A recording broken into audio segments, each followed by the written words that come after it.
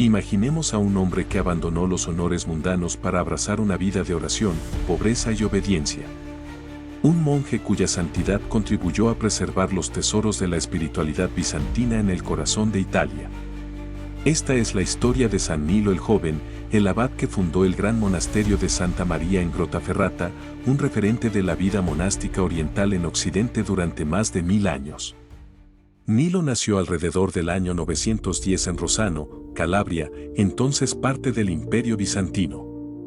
Criado en una familia devota, desde muy joven se sintió atraído por las escrituras, la divina liturgia y las tradiciones ascéticas de la Iglesia oriental. Pero su camino hacia la santidad no fue inmediato. Durante un tiempo, Nilo llevó una vida secular, se casó e incluso fue padre. Sin embargo, la llamada de Dios fue irresistible, y tras la muerte de su esposa, Nilo abrazó la vida monástica con fervor, renunciando al mundo. Nilo ingresó en un monasterio en Calabria y pronto se distinguió por su humildad, su oración y su estricto ascetismo. Vivió como eremita, escribió hermosas obras espirituales y se hizo famoso como padre espiritual y hacedor de milagros. Muchos acudían a él en busca de consejo, campesinos, monjes, nobles e incluso gobernantes. En 1004, Nilo fundó el monasterio exárquico de Santa María en Grottaferrata, cerca de Roma. Este monasterio, dedicado a la Madre de Dios, se convirtió en un puente viviente entre Oriente y Occidente. Allí, los monjes celebraban la liturgia bizantina en griego, preservaban manuscritos antiguos y cultivaban el arte sacro y el canto. Hasta el día de hoy, Grottaferrata sigue siendo un bastión del monacato bizantino en Italia. San Nilo no solo fue un hombre de oración, sino también un pacificador y defensor de la Iglesia. Se mantuvo firme contra la corrupción, aconsejó a los gobernantes con sabiduría y siempre buscó la reconciliación entre sus enemigos. Su monasterio se convirtió en refugio para los pobres, santuario para los cansados y escuela de santidad para generaciones de monjes. San Nilo el Joven, quien falleció en 1005, dejó un legado espiritual que perdura hasta nuestros días. Su monasterio sigue siendo un testimonio vivo de la unión de la fe y la cultura, Oriente y Occidente, la oración y el saber. Su vida nos recuerda que la santidad no se limita a un solo lugar o tiempo, sino que irradia a través de los siglos. Gracias por acompañarnos en este viaje a través de la vida de San Nilo el Joven. Si disfrutaste de este video, dale a me gusta, compártelo y suscríbete para no perderte nuestras futuras historias de los santos que marcaron la historia y aún nos inspiran hoy. A la sombra del Imperio Romano, cuando confesar a Cristo significaba una muerte segura, un joven creyente se mantuvo firme. Su nombre era Senador, un cristiano de Alba, cuya sangre se convirtió en semilla de fe. Pero ¿quién fue este mártir y por qué su sacrificio aún resuena a través de los siglos? Hoy, descubrimos la historia de San Senador, mártir de Alba. La época de la Iglesia primitiva estuvo marcada por una feroz persecución. Los emperadores romanos veían el cristianismo como una amenaza para sus dioses, tradiciones y orden político. Entre los muchos cristianos que derramaron su sangre por Cristo se encontraba Senador, un joven de Alba. Aunque la historia solo ofrece fragmentos de su vida, la Iglesia lo recuerda como un testigo inquebrantable de la fe, alguien que no renegaría de su Señor ni siquiera bajo amenaza de tortura y muerte. Senador probablemente nació a finales del siglo III, en una época en la que los cristianos practicaban su fe en secreto. Creció en una época en la que reunirse para la Eucaristía significaba arriesgarse a la cárcel y en la que poseer las Escrituras podía llevar a la ejecución. Sin embargo, Senador abrazó el Evangelio con fervor. Como muchos mártires de su época, la valentía de Senador se puso a prueba cuando las autoridades romanas le exigieron que ofreciera sacrificios a los dioses paganos. Al negarse a negar a Cristo, fue arrestado y condenado. Las actas de su martirio lo describen como valiente e inquebrantable ante el juicio. En lugar de miedo, mostró fe. En lugar de desesperación, esperanza. Su nombre, Senador, quedó ligado para siempre al testimonio de la comunidad cristiana de Albano. La forma exacta de la ejecución de Senador no se registra con certeza. Pero la tradición sostiene que fue azotado, torturado y finalmente condenado a muerte por el nombre de Cristo. En sus últimas palabras, Proclamó su fe en el Señor Jesús, rechazando toda oferta de misericordia que requiriera apostasía. Para los romanos, la muerte de Sanaror fue una advertencia. Pero para los cristianos de Albano, fue una victoria.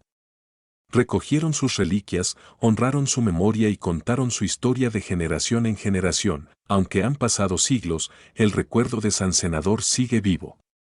En Albano, y en toda la cristiandad, su nombre se invoca como mártir de la fidelidad.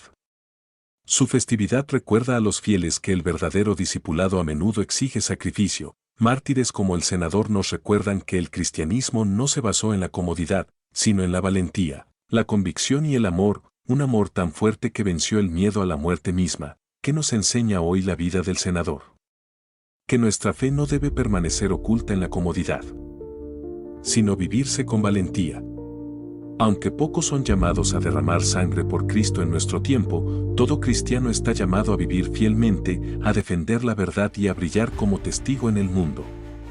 San Senador de Albano se enfrentó al poder de Roma, armado solo con su fe, y venció mediante el martirio. Su valentía resuena a través de los siglos, preguntándonos, ¿qué estarías dispuesto a dar por Cristo?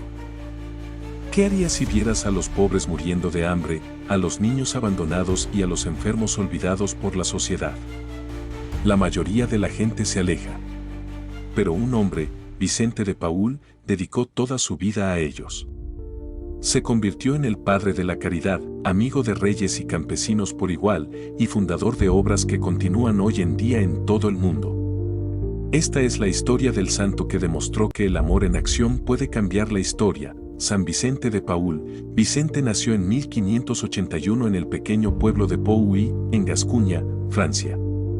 Su familia era humilde de agricultores, y Vicente pasó su juventud pastoreando ovejas.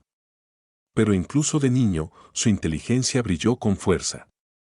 Su padre, reconociendo su potencial, lo envió a estudiar, con la esperanza de que la educación sacara a la familia de la pobreza. Con tan solo 19 años, Vicente fue ordenado sacerdote.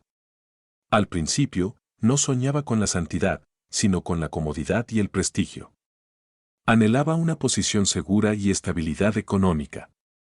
Pero Dios tenía otros planes que transformarían a Vicente en el apóstol de la caridad. En un viaje por mar, Vicente fue capturado por piratas y vendido como esclavo en el norte de África. Durante 2 años, soportó penurias y humillaciones. Finalmente, escapó y regresó a Francia, pero la experiencia lo cambió para siempre. Había visto el sufrimiento de cerca. Y su corazón comenzó a volcarse hacia los pobres. En Francia, Vicente se encontró con la pobreza por todas partes, campesinos explotados, enfermos desatendidos y huérfanos abandonados en las calles. A diferencia de muchos sacerdotes de su tiempo, no permaneció distante. Visitaba chozas, cuidaba a los moribundos y alimentaba a los hambrientos.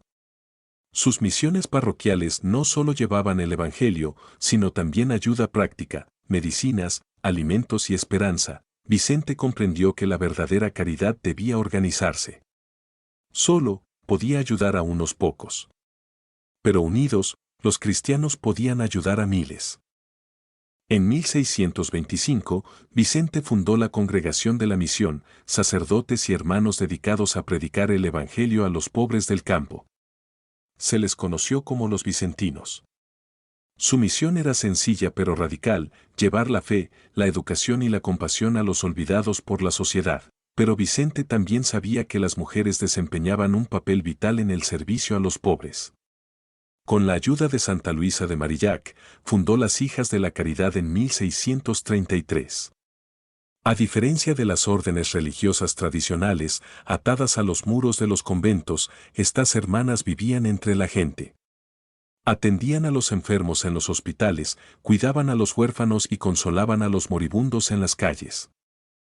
Su hábito azul grisáceo se convirtió en un símbolo de esperanza donde quiera que iban. Vicente también trabajó con los ricos, animándolos a usar sus recursos para el bien.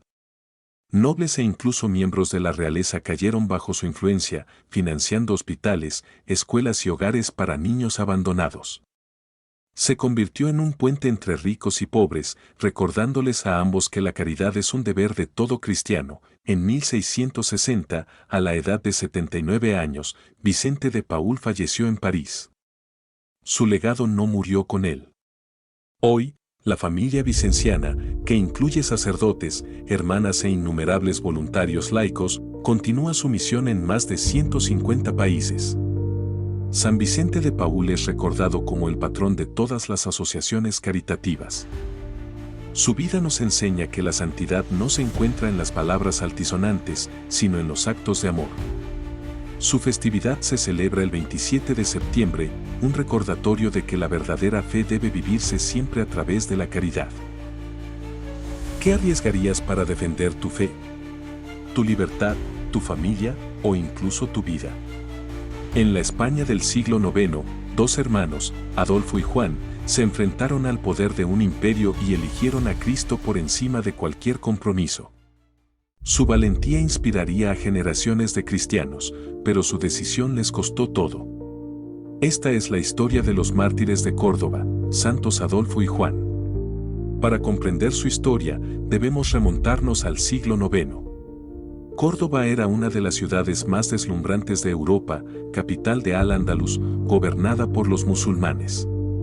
Era un lugar de aprendizaje, cultura y comercio, pero también una ciudad donde los cristianos vivían como ciudadanos de segunda clase bajo la estricta ley islámica. A pesar de estas dificultades, la comunidad cristiana de Córdoba se mantuvo vibrante, preservando la fe transmitida por los visigodos. Sin embargo, las tensiones a menudo estallaban, especialmente cuando los cristianos eran presionados para convertirse o guardar silencio sobre sus creencias. Fue en este ambiente donde nacieron Adolfo y Juan. Adolfo y Juan provenían de una familia dividida. Su padre era musulmán, pero su madre era una cristiana devota. Gracias a su influencia, los niños fueron bautizados y criados en la fe católica. Esta decisión fue peligrosa. Según la ley del país, los hijos de padre musulmán eran considerados musulmanes por defecto. Sin embargo, la valentía de su madre sembró las semillas de la fe. Ambos hermanos se convirtieron en hombres de convicciones, viviendo en silencio como cristianos en una sociedad que exigía silencio sobre Cristo. En el año 822, comenzó el movimiento de los mártires de Córdoba. Decenas de cristianos confesaron públicamente su fe en Cristo, a menudo denunciando a Mahoma, sabiendo que les costaría la vida. Esta ola de martirios inspiró a algunos y escandalizó a otros. Adolfo y Juan pronto se vieron atrapados en esta tormenta. Fueron acusados de apostatar del Islam, ya que su padre era musulmán. Negándose a negar su bautismo, proclamaron con valentía su fe cristiana ante las autoridades. Al juez les dio una opción: renunciar a Cristo y abrazar el Islam, o enfrentarse a la muerte. Sin dudarlo, los hermanos eligieron la cruz. Fueron ejecutados por decapitación, y su sangre selló su testimonio de Cristo. Sus muertes no fueron en vano.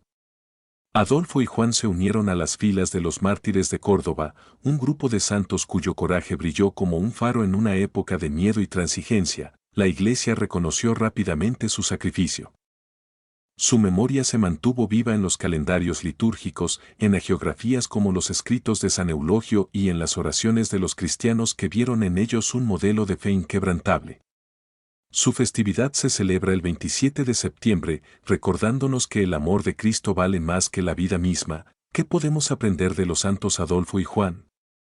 Su historia nos pregunta, ¿qué precio estamos dispuestos a pagar por nuestra fe? La mayoría de nosotros no enfrentaremos la persecución como ellos. Pero estamos llamados a vivir con la misma valentía, en nuestros hogares, en nuestros lugares de trabajo y en el mundo.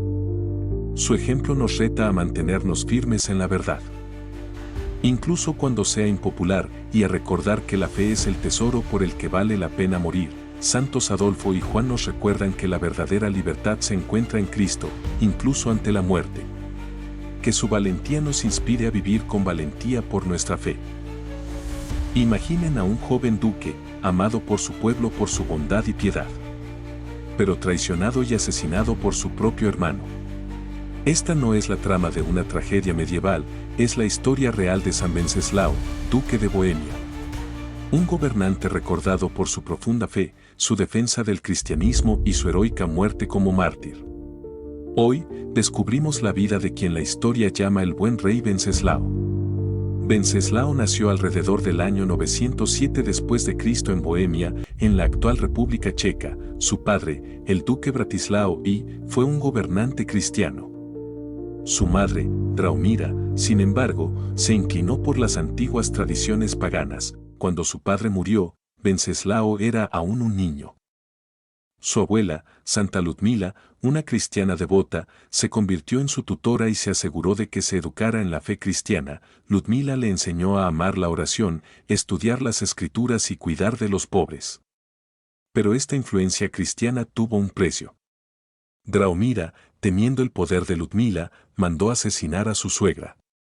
Venceslao tuvo que lidiar con una familia dividida y una tierra dividida. En su juventud, Venceslao asumió el liderazgo como duque de Bohemia. Rápidamente se hizo conocido como un gobernante sabio y justo, promovió el cristianismo, construyó iglesias y colaboró estrechamente con los misioneros para difundir el evangelio. Venceslao fue famoso por su caridad.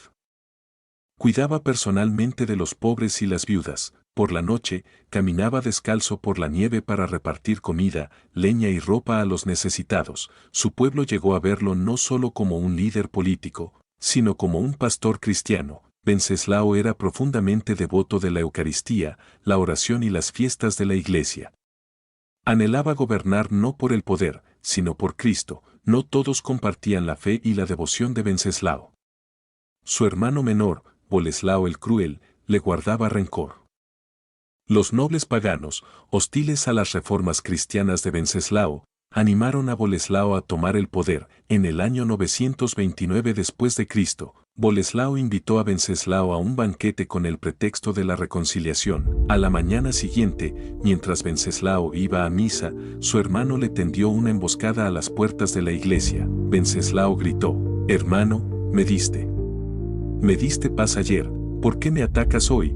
Pero Boleslao y sus conspiradores lo abatieron. Venceslao cayó en el umbral de la iglesia, muriendo como mártir por Cristo. La noticia de su muerte se difundió rápidamente, y Venceslao fue inmediatamente venerado como santo. Se reportaron milagros en su tumba, y se convirtió en un símbolo de la fe y la justicia cristianas en Bohemia. En pocos años, la iglesia lo reconoció oficialmente como mártir y santo. Fue declarado santo patrón de la República Checa y se le recuerda en la liturgia como un gobernante que vivió y murió por Cristo. Su legado incluso inspiró el famoso villancico El buen rey Venceslao, que recuerda su caridad y amor por los pobres. San Venceslao fue más que un duque, fue pastor de su pueblo, hombre de oración y mártir por Cristo. Su historia nos reta a vivir con valentía, caridad y fe, incluso cuando el precio sea alto. Si encontraste inspiración en las vidas de estos extraordinarios santos, no olvides darle me gusta, compartir y suscribirte para no perderte más historias de los santos que cambiaron el mundo con su fe.